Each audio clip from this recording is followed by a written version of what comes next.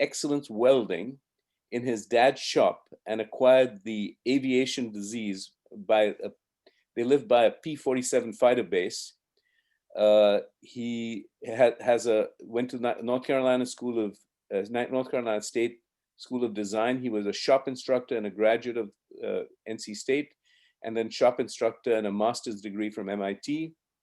He worked for an international architecture group, and then subsequently set up his own practice in Wilmington, North Carolina. And his and my paths crossed in the 1990s when I was in Wilmington, North Carolina. And he talked to me about a vision for the downtown area. And you know, a lot of people talk about visions, and you nod your head, and you're like, that sounds great. That sounds great. And then about 3 weeks ago, I was taking my bicycle along the waterfront at Wilmington, and I saw Randall's vision come to life. And I reached out to Randall and I said, Randall, it's hard to imagine. You envisioned this 26 years ago, and I'm looking at over $1 billion possibly of development along the waterfront, hotels, office buildings, apartment buildings, and all this life around the downtown. This is 26 years later from when I think Randall articulated his vision to me. And I could not believe that one person's vision, along with the cooperation of the city, made all this happen. And it struck me that this is a story about America, where dreams get turned into reality. We have an example of the Whitewater Center here, which was a white elephant for a while. And this guy had a vision of building a whitewater center, and we built it. We lost a lot of money on it initially, but now it's a world-class amenity. And in 2014, the Wilmington waterfront was recognized as the top waterfront project in the country.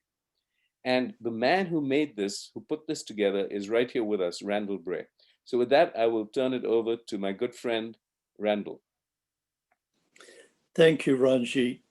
And let me say thank you to the group as well. Ranjit and I have been mutual admirers for many years. And I'll say, yes, I did some of those things, but also only because approximately 40 to 50 other great volunteers joined in this idea, and all of us having a good time and working together and just doing common sense things have in a small way influenced the city, the county, and the state to do the wonderful examples you see along the Wilmington Harbour waterfront to this day. I'll try to embellish just a bit of what Ranjit has said earlier, hopefully to enlighten or to lighten the atmosphere along with the wordiness of. Anyway, I worked in my father's shop, and I thought as a child he was an automobile repairman and mechanic. And one day I was talking with Dad, and I said, what is it you really are doing here, Dad? Because I noticed all these big 2-door, 4-door Buick limousines, and Dad was busy putting on high compression heads and additional carburetors and doing modifications. And my father replied, son, I'm in the transportation business. But later on in years to come, I learned what my dad was really doing is building special cars for the North Carolina White Lightning distribution and the cannabis distribution. And let me remind the audience at that time, up until about 1934-36, cannabis and alcohol were not illegal. It was when the government in about 36 decided that prohibition would occur that became an illegal endeavor. But anyway, my father was the beginning of my aviation disease, as I describe it, by taking me up in a Cub and flying around over my mother's home, and me trying to wave to her and thinking that she saw me up there while she was hanging clothes out on the clothesline. Anyway, later, graduated from Goldsboro High School, once again working in the shop. And apparently what I had learned at my father, I endeavored to expand on there. And so the shop teacher, instructor made me an assistant, gave me a small corner of the school shop to build a 14-foot sailing and rowing skiff. So with that in mind, I managed to go to NC State and also shop instructed there, and then owned the MIT. One of the things that I did after graduating is I had the opportunity, Walter Gropius, which was of the Bauhaus design at that time, was part of the Architects Collaborative in Cambridge Square. So I thought, what better way to embellish my resume, being a young person trying to compete with many, many others for jobs in those days. I said, well, this certainly should serve me well. And I worked for him a few years, later moved to New York City, New York City being at that time a proverbial movable feast, and worked for Edward Durrell Stone, America's first international architect, designing the US Pavilion during the World's Fair. Moved to Atlanta because they wanted to do their first sports arena, and I felt like I was qualified. I interviewed, won the job. A separate office was set up, and about 30 of us began design on the Omni Arena. A case in point that kind of illustrates my background is I was flown around to all the different arenas in the country, and just to learn what was good about them and what was wrong. When I returned to Atlanta, I determined that the sight lines straight down were not the guiding, overriding force in being able to enjoy a sports event. It was the horizontal, or looking toward the goals, that was the difficult curve to achieve. To achieve that curve, it meant I had to break all the rules in terms of risers and access and this kind of thing. But it occurred to me that what the bottom line was, we were trying to produce environments as architects and designers that were safe and healthy for the public. So I went to the code officials in Atlanta, explained to them that if I would be allowed to change the handrail heights, by the way, those handrail heights, according to code, when you sat down, you couldn't see the court without the line of the handrail going across your vision. So anyway, I met with the code officials, convinced them that the overriding requirement was the safety and welfare of the audience, the people watching. So I said, I'll give you twice as many exits and exit the building, which was going to be 20,000 at that point, in under 2 minutes, just as the code requires. But in turn, you've got to allow me to change these handrail heights, the curvature created by the risers and steps in and out. They agreed with me and allowed me to change the codes at that point, and future arenas have been built more along the lines of the suggested code changes that I envisioned. And I think for as long as the arena was in operation, it was reasonably successful. Later on, I've got to share one more story with you. I went to a presentation to the decision makers, and I had created a double curved surface in the seating areas near the risers. And I had also been asked, because the first sports palace in Atlanta had to appeal to the women audience as much as to the men. Heretofore, sports arenas were just the place where men brought their women, many of them not happy in the environment, but it was basically for men. The determination at this point is that women must be considered an integral part of the audience. Consequently, I was asked to design the Chinaware in the Omni Arena as well. There were 2 of them. In that design, I introduced a very intense pink magenta stripe around the plateware with the rest, and also presented my double curved theory and concept. Well, immediately I was attacked by some of the men in the group as to what on earth did I think I was doing in a sports arena, interjecting a pink line in the china. And likewise, some of the men said, you mean if I go in there with my wife and we're both the same height and I happen to sit down in front of in these curved areas, I'm going to be shorter than my wife or my date? I guess in those days I was young enough to be naive as well. And the next thing I knew, I had some of the guys in the audience there, which were critiquing me and my superiors, saying, Mr. Bray, what's wrong with you? You must be homosexual or something. You've got to remember the era in which this was occurring, early 69, 70, in that era. But anyway, I managed to survive the pink magenta stripe in the china, and I went back to my studio and built a double curved surface for the seating out of straight pieces of steel and concrete. I did it in balsa, of course, and brought it back. They saw that I could indeed accomplish that curved surface.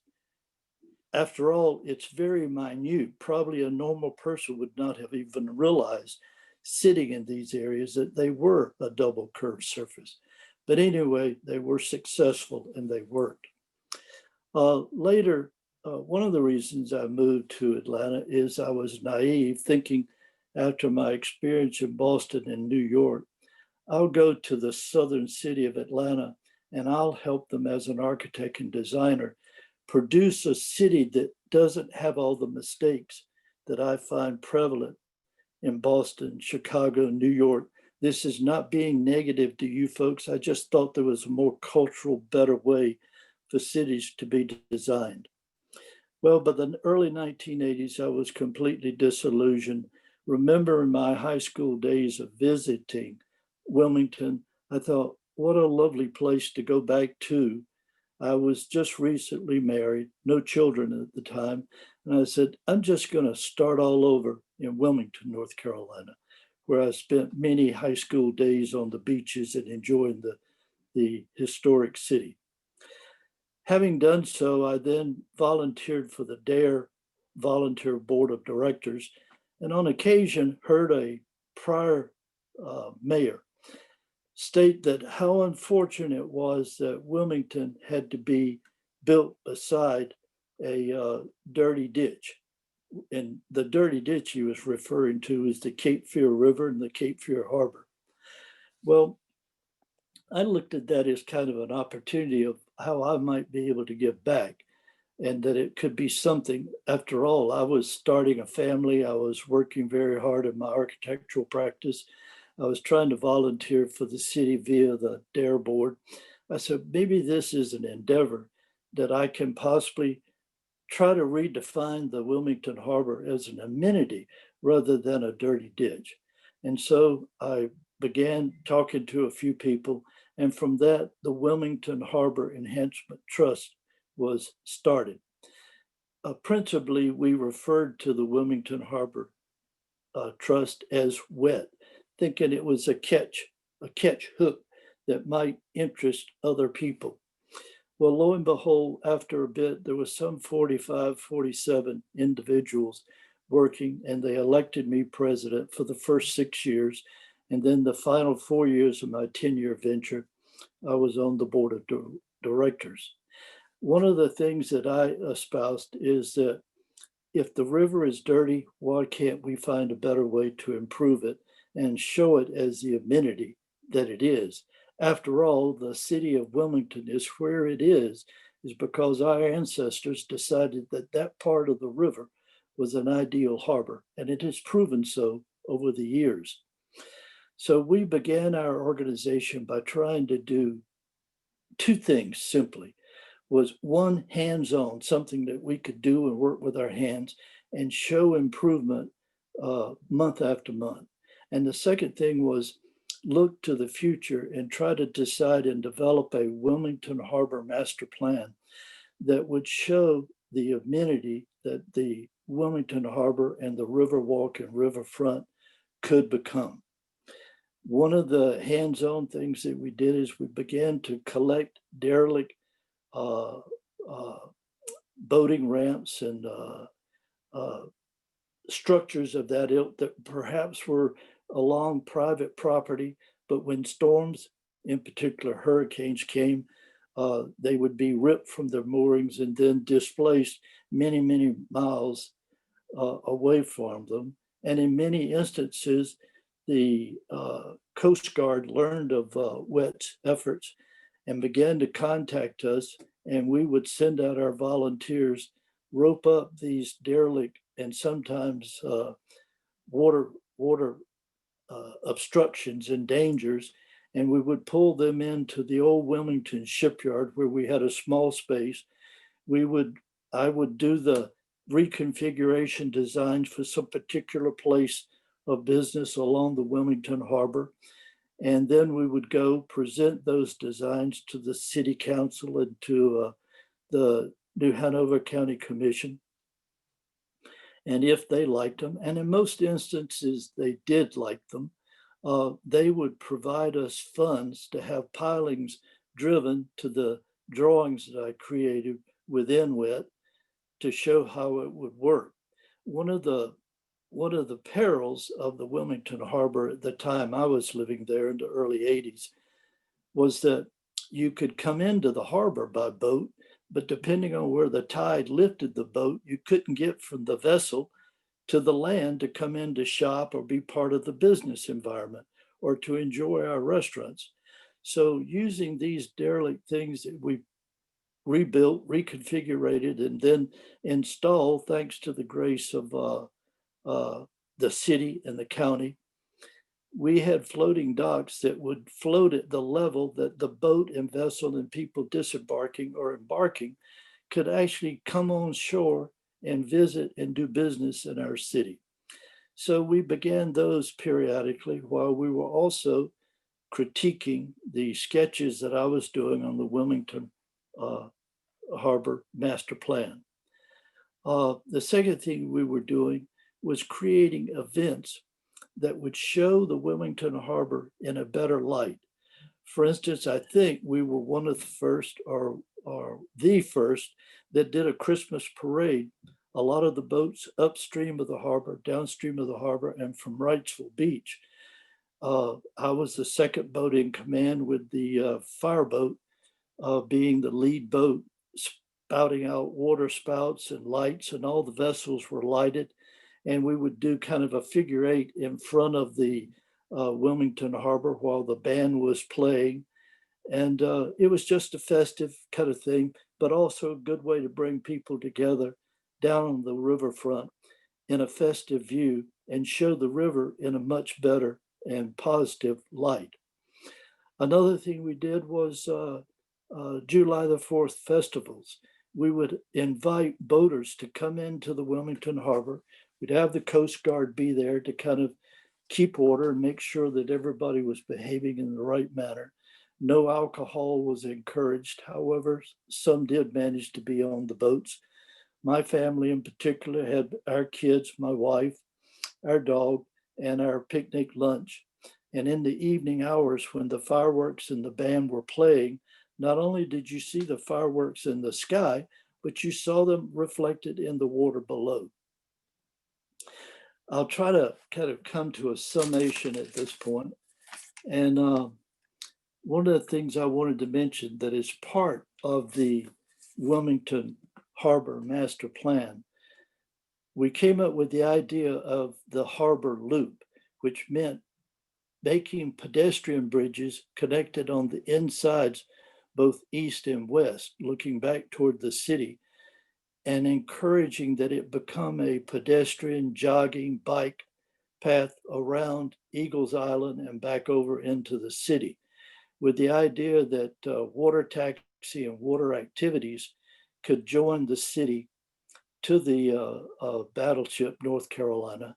And one of the things I had noticed when I was doing my early research is on the Confederate money, it indicated that there was development, buildings and streets over on Eagle Island, and there was engravings and whatnot on the money, as well as on the Wilmington side of the city. So one of the things I thought would be also interesting is that this loop could become, since this is a very natural and environmental area, it's also considered for the most part wetlands, that it would be a good place to begin education for students to have fingers going down into the wetlands and what I called parks of opportunity around the perimeter where people could sit and read, to place maybe historic type sundials with indications of the historic events aimed back either at Wilmington or Eagles Island, indicating the past historic events that had occurred in these events. And maybe even at these small parks of opportunity, there would be placards or something and trimmed out areas as the Japanese do for their views back to each side of the harbor and the harbor loop, so that it will become a place that people would really find exciting. And in a small way, my exposure to Central Park in New York City, I thought to myself, why not this little city? It has its opportunity right here. It has its own natural opportunity for a Central Park of its own. Now, that is the last proposed phase of the marvelous thing that has occurred with both the Wilmington Harbor and Riverwalk at this point in time. A loop that would be lighted like the city, extensions of the little existing parks that are already occurring, and pedestrian bridges lighted at night, signage, and secure, so both older and younger generations could bike, walk, skate, meditate if you like, and then have places like the small parks where people could stop and pause for a moment and communicate, much like the Forum of the Romans did many, many years ago. A very social, cultural event could occur in our city. But then I also thought to myself, so much money has been spent by the state and city on trying to do what they've done, and they've done a marvelous job at this point in time. How can we figure out a way to help pay for this, defer the cost, and perhaps cause it to be a more enduring event and amenity if it should be chosen to occur?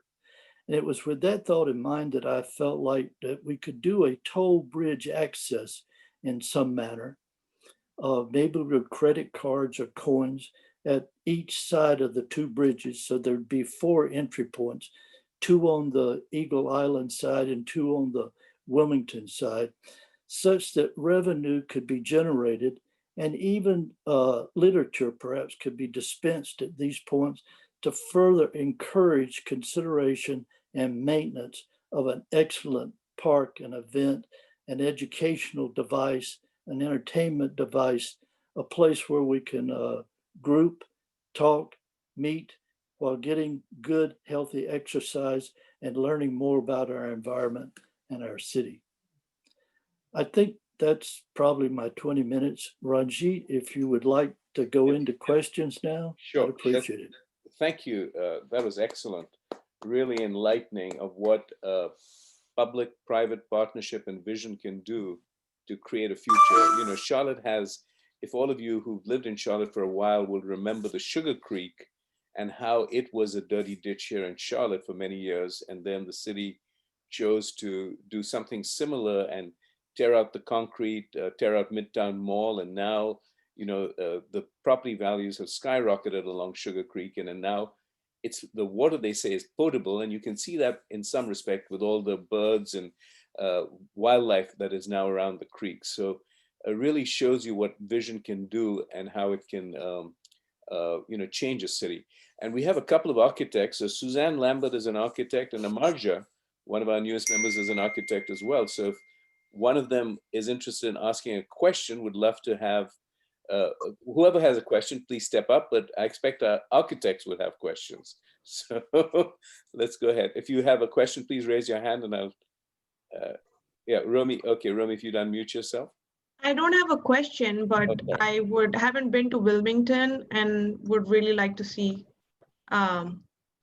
this river walk. And also the double curve that you were talking about. I mean, I'm just imagining it to be a Pringle shaped. Is that what it was? The shape of a Yes, it Pringle? was. It was to Yeah. change or modify the curve that the natural curve of the seating produces, because in the short run, looking 90 degrees down to the court, that curve is extremely different than if you look to the left or right, and the length, the same vertical distance occurs, but over a much longer length. So that sight lines when people jump up and down would be obstructed if you maintain the same mathematical geometry that the 90-degree curve was. So it was necessary to make that curve accelerate and dip in order to get the vision over to the goals, both for hockey, basketball, and other endeavors that occur at the extreme ends rather than always in the middle of the court. Excellent. Thank you. Romy, if you would ask your question.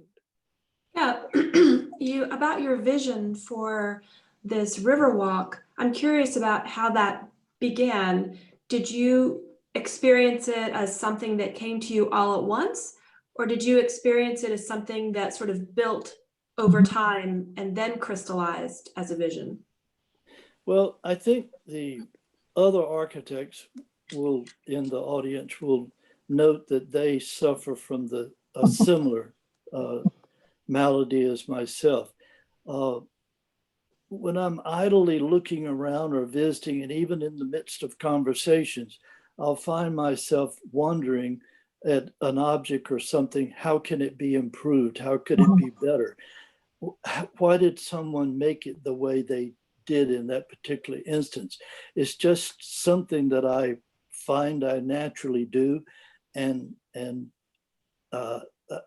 sadly, I lose my focus at conversations socially because I do that thing. Yeah. And both my dear wives said I had an inability to focus on what they were saying when they were speaking to me. And so that's just one of my many faults, as well as being a good endeavor that has served me well. Thank you. Thank you. Suzanne, did you have a question?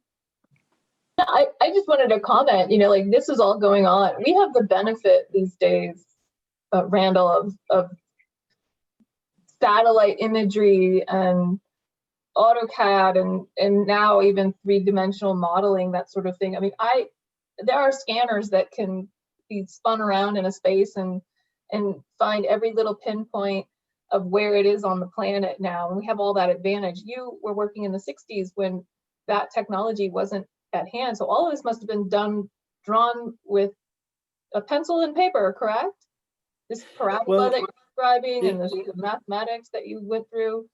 If I might digress a moment, one of the studies I focused on at MIT was computer graphics. Mm-hmm. And I think it was one of the old softwares, Fortran. I was writing software for the design and budgeting of architectural projects at that time. Okay. And that's one of the endeavors that made my resume look attractive to the people deciding who would design and build the Atlanta Omni. Wow. Sadly, when I went to work, the computers and software for design and drafting were not available at that time. Okay. So I kind of got out of the computer language. Today, my grandchildren are much more literate in computer language than I am. Right. And yet here I am, an MIT graduate, working on those very things in the 60s, but they're ahead of me. So that's just digressing a moment.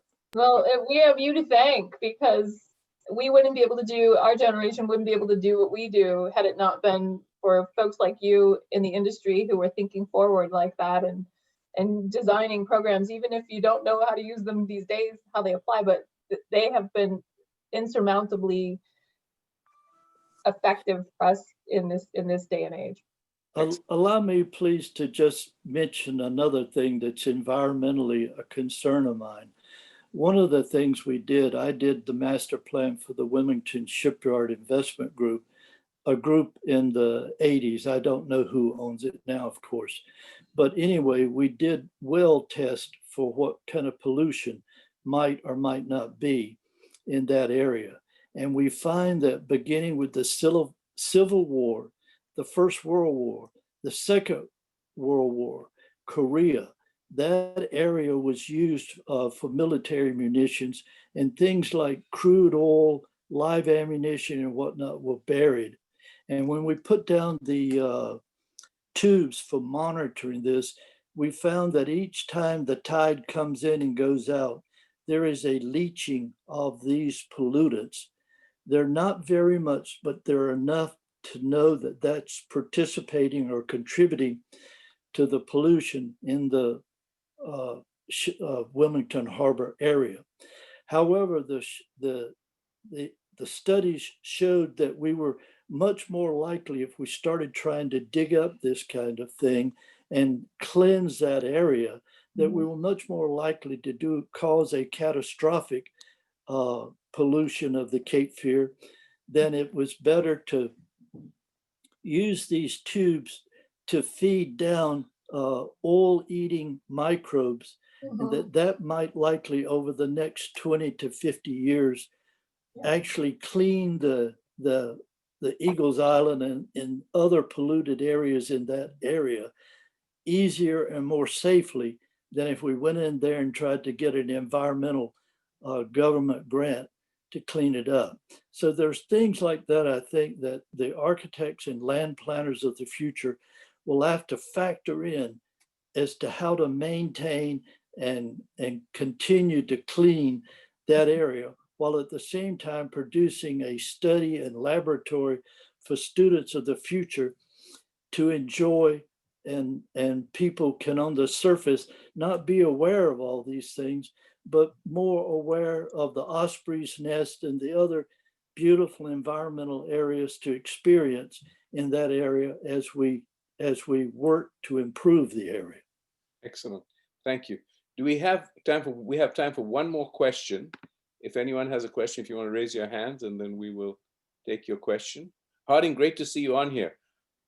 Hadn't noticed you earlier. Welcome, Harding, good to have you on here. Harding is 99 years old, and we're going to be celebrating his 100th birthday next year. And we're going to have to do something, 100 hours of service or 100 hours of something to celebrate one of our oldest and longest serving members. So keep that in mind. Any other questions? Oh, go ahead, Kevin. Go ahead and unmute yourself. Thank you. Thanks, Ranjit. Mr. Bray, thank you. A very, very interesting presentation. Do you know if those oil-eating microbes are still in play? No, I don't. Principally because I did move to Athens, Georgia to teach at the university, and have just moved back to the area, and am now just kind of getting involved trying to continue the harbor loop concept and things that I'm well aware of them because of my prior knowledge, but I don't know who the principals are now of the various pieces of property or what status these tests are doing. I know the investment group that I worked with as a consultant are no longer, they have sold their interest or are no longer part of it, nor do they live in the Wilmington area at this time. Great idea. Thank you. Excellent. Well, thank you, Randall. That was an excellent presentation. Really shows us the value of vision. Thank you, Ranjit. Thank you all for allowing me to participate. Absolutely. Great to have you here. And if you want to unmute yourself, we're now going to do the four-way test.